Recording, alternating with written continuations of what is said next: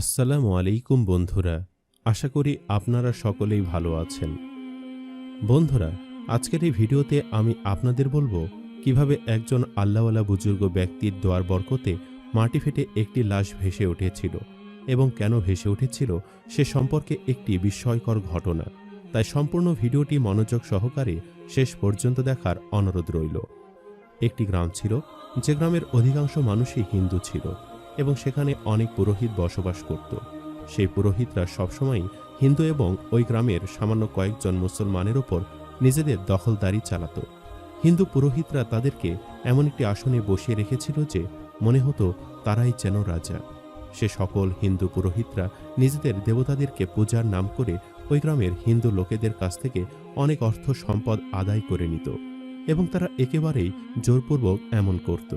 যেখানে একজন হিন্দু তার দেবতাকে সন্তুষ্ট করার জন্য নিজের সামর্থ্য অনুযায়ী পুজো দিত, সেখানে হিন্দু পুরোহিতদের কারণে তারা বাধ্য হয়ে তাদের সর্বস্ব লুটিয়ে দিত। এভাবে করে সে গ্রামের দিন কাল চলছিল। সেখানে হিন্দুরা যেমন নির্যাতিত অবস্থায় ছিল, মুসলমানরাও ঠিক তেমনটাই নির্যাতিত অবস্থায় ছিল। সেখানে যে দরিদ্র হিন্দুরা ছিল, তারা তাদের মাঠের ফসলের অর্ধেক এনে সেই পুরোহিতদের হাতে তুলে দিত। আর হিন্দু পুরোহিতরা সবসময় মুসলমানদেরকে সকল দিক থেকে বঞ্চিত রাখত। তাদের মাঠে ফসল ফলাতে দিত না। আর যদিও মুসলমানদের মাঠে ফসল ফলত, সে সকল ফসল হিন্দু পুরোহিতরা নিজেদের করে নিয়ে যেত, আর তা করত জোরপূর্বক। হিন্দু পুরোহিতরা সবসময় এই গ্রামের অধিকাংশ মানুষের জায়গা দখল করে সেখানে নতুন নতুন দেবতাদের মন্দির তৈরি করতে ব্যস্ত থাকত। সেই গ্রামে বসবাস করত একজন সাহসী মুসলমান যুবক। সে সর্বদাই 5 ওয়াক্ত সালাত আদায় করত, রমজানে রোজা রাখত এবং সে একজন পরহেজগার যুবক ছিল। তার একটি স্বপ্ন ছিল, সে তার নিজের ভিটেতে একটি মসজিদ স্থাপন করবে, যেখানে মানুষরা এসে নামাজ আদায় করবে। এবং সে তার পরিকল্পনা মতোই একটি মসজিদ নিজের ভিটেতে স্থাপন করে। আর হিন্দু পুরোহিতরা যখন এ কথাটি জানতে পারে, তখন তারা রাগে ফুলে ফেঁপে ওঠে, কারণ তারা মনে মনে চিন্তা করতে থাকে তাদের ওপর এই প্রথম কেউ কোনো কাজ করল। ওই গ্রামে ইসলামের তার তাশরিফ নিয়ে এসেছিলেন একজন আল্লাহওয়ালা বুজুর্গ ব্যক্তি। তিনি খুব ভালো করে জানতেন এই গ্রামের অধিকাংশ মানুষই হিন্দু এবং হিন্দুদের ওপর পুরোহিতরা খুব অত্যাচার করছে, পাশাপাশি মুসলমানদের ওপর। আল্লাহওয়ালা বুজুর্গ ব্যক্তিটি যখন সে গ্রামে প্রবেশ করলেন, তখন ওই যুবকের তৈরি করা মসজিদে তিনি আশ্রয় গ্রহণ করলেন এবং যুবকের সাথে তার খুব সখ্যতা গড়ে উঠেছিল। এদিকে হিন্দু পুরোহিতরা ঠিক করল যে তারা ওই হিন্দু যুবককে হত্যা করে ফেলবে, কেননা মুসলমান যুবক এখন নিজের সাহসে মসজিদ তৈরি করেছে। তার সাহস দেখে বাকি হিন্দু এবং মুসলমানরাও পুরোহিতদের ওপরে কথা বলবে। তাই তারা তাদের পরিকল্পনা মতো একদিন ওই যুবকটির কাছে গেল এবং তাকে গিয়ে বলল সে যেন মসজিদ ভেঙে দেয় এবং এই গ্রাম থেকে চলে যায়। কিন্তু যুবকটি কোনো কথা শুনল না, যার ফলে হিন্দু পুরোহিতরা তাকে মেরে তার লাশ নিয়ে ওই মসজিদের সামনে মাটি খুঁড়ে কবর দিয়ে রাখল। এদিকে ওই যুবকটিকে গ্রামবাসীরা না দেখে খুব চিন্তিত হয়ে পড়েছিল। পাশাপাশি আল্লাহওয়ালা বুজুর্গ ব্যক্তিটিও তার জন্য খুব চিন্তিত হয়ে পড়েছিল। সে মনে মনে সন্দেহ করতে লাগলো যে হিন্দু পুরোহিতরা এই যুবকটির কোনো ক্ষতি করেছে। তাই পরদিন সকালবেলা সে মসজিদের সামনে পুরোহিতদেরকে ডেকে আনা হলো এবং আল্লাহওয়ালা বুজুর্গ ব্যক্তিটি পুরোহিতের উদ্দেশ্যে বলতে লাগলো, সত্যি করে বলো, তোমার যুবকটির সাথে কি করেছ? পুরোহিতরা বলতে লাগলো, তুমি এই গ্রামে নতুন এসেছ, তুমি তোমার ধর্ম প্রচার করো, দেখি না কজন তোমার ধর্ম গ্রহণ করে, আর আমরা ওই যুবকটির সম্পর্কে কিছুই জানি না। তখন আল্লাহওয়ালা বুজুর্গ ব্যক্তিটি মাটির দিকে ইশারা করে বলল, হে মাটি, যুবকটি যদি তোর ভেতর থেকে থাকে তাহলে তাকে বের করে দে। এবং অলৌকিকভাবে সে মাটি একেবারে উপরে উঠে আসলো, আর তা দেখে দেখা গেল যুবকটির লাশ ভেসে উঠেছে এবং জানা গেল ওই হিন্দু পুরোহিতরাই যুবকটিকে হত্যা করেছে। আর গ্রামবাসীরা সকলেই এই দৃশ্য দেখছিল। তারা একেবারে অবাক হয়ে গিয়েছিল যুবকটির লাশ ভেসে ওঠায়। আর সেই মাটিতেই আল্লাহওয়ালা বুজুর্গ ব্যক্তিটির অভিশাপে পুরোহিতরা ধসে মৃত্যুবরণ করল। গ্রামে হিন্দু এবং মুসলমান উভয় ধর্মের লোকেরাই বেশ শান্তি পেল এই পুরোহিতদের ভয়ঙ্কর মৃত্যু দেখে। বুজুর্গ ব্যক্তিটি সেই গ্রামের হিন্দুদের উদ্দেশ্যে বলতে লাগলো, আমি এই গ্রামে এসেছি ধর্ম প্রচার করার জন্য। আমি চাই তোমরা শিরক থেকে বেঁচে যাও, কারণ শিরকের ভয়াবহতা খুবই কঠিন। তোমরা যদি শিরক করো এখনো এবং আল্লাহকে না মানো, তাহলে তোমাদের স্থান হবে জাহান্নাম।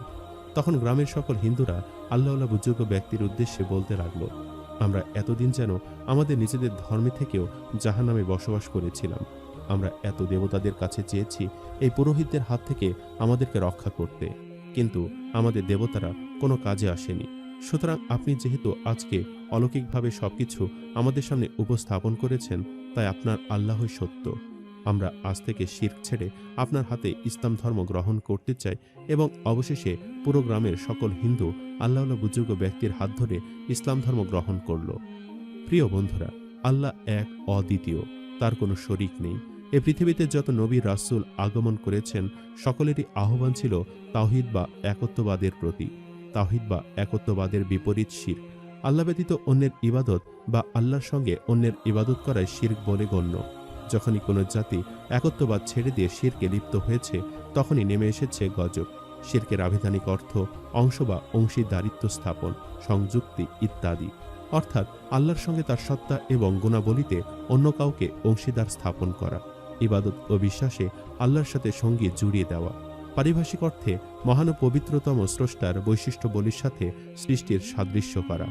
আল্লাহর সাথে অন্য কাউকে শরিক মনে করা, আল্লাহ ছাড়া অন্য কাউকে ইবাদতের যোগ্য মনে করা, আল্লাহর মতোই অন্যকে ডাকা, তার কাছে কোনো কিছু প্রাপ্তির আশা করা, আল্লাহর কাছ থেকে সাহায্য প্রাপ্তির জন্য মাধ্যম অবলম্বন করা, এগুলো সবই শিরক। মহান আল্লাহ মানুষ ও জিন জাতিকে একমাত্র তারই ইবাদতের জন্য সৃষ্টি করেছেন। সকল প্রকার ইবাদত বা দাসত্ব একমাত্র আল্লাহর উদ্দেশ্যে নিবেদিত হবে। আকীদা ও ইবাদতে কোনো প্রকার শরিক করা যাবে না। কোনো ব্যক্তি বা বস্তুকে, যেমন চন্দ্র, সূর্য, আগুন, গাছপালা, দেবদেবী ইত্যাদিকে প্রতিপালন, ইবাদত, আনুগত্য অথবা অন্য কোনো বিশেষ গুণে মহান আল্লাহর সমতুল্য বা তার অংশীদার সাব্যস্ত করা অথবা আল্লাহর কাছে কিছু পাওয়ার জন্য মধ্যস্থতা অবলম্বন করাকে শিরকে জলি বা প্রকাশ্য শিরক বলে। এ ধরনের অপরাধকে শিরকে আকবার এবং শিরকে আজিমও বলা হয়। যেমন সিজদা হবে একমাত্র আল্লাহর জন্য, কিন্তু মানুষ যখন আল্লাহকে সিজদা না করে মূর্তি, প্রতিমা তৈরি করে, তাতে সিজদা দেয়, পীরের মাজারে বা কবরে গিয়ে সিজদা দেয়, তখন ইবাদতের মাধ্যমেই আল্লাহর সঙ্গে শিরক সাব্যস্ত করা হয়। অনুরূপভাবে বলা যায়, আল্লাহ জীবন মৃত্যু দান করেন, তিনি রোগ দেন, আবার তিনি আরোগ্য দান করেন, তিনি আসমান জমিনের সবকিছু প্রতিপালন এবং তিনি রিজিকের একমাত্র মালিক। এখন কোনো মানুষ যদি আল্লাহ ছাড়া অন্য কাউকে এসব গুণাবলীর অধিকারী মনে করে, সমকক্ষ মনে করে বা কোনো কিছু পাওয়ার জন্য মধ্যস্থতা অবলম্বন করে, তাহলে এটা আল্লাহর পবিত্র গুণাবলীর সঙ্গে শিরক সাব্যস্ত করা হবে। এসবই শিরকে আকবার তথা বড় শিরক। লোক দেখানোর উদ্দেশ্যে ইবাদত করা, ইবাদতের মাধ্যমে আল্লাহর সন্তুষ্টি নিয়তের সাথে অন্য কোনো উদ্দেশ্য সামিল রাখা, আল্লাহ ছাড়া অন্য কারো নামে শপথ করা, মানত করা ইত্যাদি কার্যাবলীকে শিরকে খফি বা অপ্রকাশ্য শিরক বলে। কোনো প্রাণী বা ব্যক্তির ছবি, প্রতিকৃতি, মূর্তি, ভাস্কর্য ইত্যাদি তৈরি করা, পথে ঘাটে, অফিস আদালতে ও বিশেষ গুরুত্বপূর্ণ স্থানে এগুলো স্থাপন করা, এগুলোকে সম্মান করা, পুষ্পস্তবক অর্পণ করা, সিজদা করা ইত্যাদি। আল্লাহর জিকিরের ন্যায় কোনো নবী রাসূল, অলি, আউলিয়া, পীর, বুজুর্গ, আলিমের নাম জপ করা, বিপদে পড়লে তাদের নামের অজিফা পড়া শিরক। যেমন ইয়া রাহমাতুল্লিল আলামিন, ইয়া রাসূলুল্লাহ, নূরে রাসূল, নূরে খোদা, হক বাবা, খাজা বাবা, ইয়া বড় পীর আব্দুল কাদের জিলানী, ইয়া গাউসুল আজম ইত্যাদি। পীর বুজুর্গ বা কোনো আলিমকে এমন কোনো উপাধিতে সম্বোধন করা যা অর্থগত দিক দিয়ে মহান আল্লাহর জন্য প্রযোজ্য। শিরকের নিষিদ্ধতা ও ভয়াবহতা, শিরক হচ্ছে সকল পাপের চাইতে বড় পাপ, যা তাওবা ছাড়া আল্লাহ কখনো ক্ষমা করবেন না। এটি মানুষের নেকামল সমূহ বিনষ্ট করে দেয়। শিরকের ভয়াবহতা এত বেশি যে যদি কোনো ব্যক্তি আল্লাহর সাথে শিরক করে মারা যায়, তাকে চিরস্থায়ী জাহান্নামে থাকতে হবে।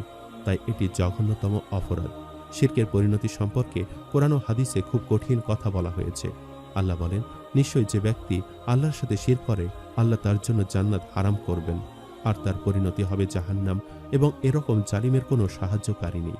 সূরা মাঈদা আয়াত নম্বর ৭২। মহান আল্লাহ আল কুরআনে শিরকে অত্যন্ত কঠোরভাবে নিষেধ করেছেন এবং মানুষকে তা হতে নিবৃত্ত থাকার নির্দেশ দিয়ে বলেন, সুতরাং যে তার প্রতিপালকের সাক্ষাৎ কামনা করে সে যেন সৎকর্ম করে ও প্রতিপালকের ইবাদতে কাউকে শরিক না করে। সূরা কাহাফ আয়াত নম্বর ১১০। শিরকের গুনাহ কতটা ভয়াবহ তা হযরত মুআজ বিন জাবাল রাদিয়াল্লাহু তাআলা আনহুকে দেওয়া রাসূল সাল্লাল্লাহু আলাইহি ওয়াসাল্লামের উপদেশ থেকে ধারণা করা যায়। তিনি মুআজ রাদিয়াল্লাহু তাআলা আনহুকে বলেছিলেন, হে মুআজ, তুমি কখনো এক আল্লাহর সঙ্গে কাউকে শরিক করো না, যদিও তোমাকে হত্যা করা হয় এবং যদিও তোমাকে জ্বলন্ত আগুনে পুড়িয়ে মারা হয়। শিরকের মাধ্যমে ঈমান ও নেকামল নিষ্ফল হয়। শিরক এত বড় একটি মারাত্মক গুনাহ যে ঈমান আনার পরে কেউ শিরক করলে ভেতরে সুপ্ত ঈমান নষ্ট হওয়ার পাশাপাশি বান্দার পেছনের সব নেক আমল বরবাদ হয়ে যায়। এ সম্পর্কে মহান আল্লাহ বলেন, হে রাসূল, আপনি যদি আল্লাহর সঙ্গে কাউকে শরীক সাব্যস্ত করেন তাহলে অবশ্যই আপনার সব নেক আমল নিষ্ফল হয়ে যাবে, আর আপনি অবশ্যই ক্ষতিগ্রস্তদের অন্তর্ভুক্ত হবেন। সূরা জুমার আয়াত নাম্বার 65। শিরক ক্ষমার অযোগ্য অপরাধ।